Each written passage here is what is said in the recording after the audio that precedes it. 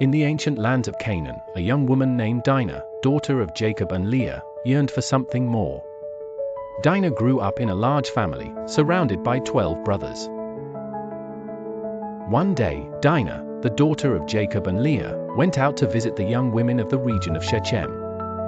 There, Shechem, son of Hamor the Hivite, prince of the land, saw her, took her, and dishonored her. However, Shechem was drawn to Dinah and spoke to her tenderly, desiring to marry her. Shechem asked his father, Hamor, to negotiate with Jacob to take Dinah as his wife. When Jacob learned of what had happened, he remained silent until his sons, who were in the field, returned. Hamor came before Jacob and his sons to propose marriage and an alliance between their peoples. Shechem, for his part, offered to pay whatever bride price was asked for Dinah. But Jacob's sons, outraged by the affront against their sister, responded with deceit. They said they would only accept the union if all the males of the city were circumcised. Hamor and Shechem agreed to these terms and convinced the men of the city that the alliance with Jacob and his family would be beneficial.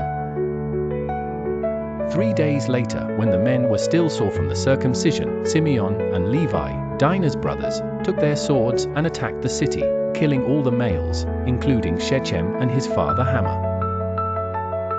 They then plundered the city, taking livestock, wealth, and slaves as loot. Jacob, upon learning what had happened, reprimanded Simeon and Levi, fearing that neighboring nations would unite to attack him. However, they responded, "Should he treat our sister like a harlot?" This story highlights the tensions between Jacob's family and the Canaanite peoples, as well as the strong sense of justice and vengeance from Jacob's sons. The story of Dinah and her family reminds us that our actions often have consequences far beyond what we can imagine, yet it also shows that even in the darkest circumstances, there is room for growth, forgiveness, and a new direction.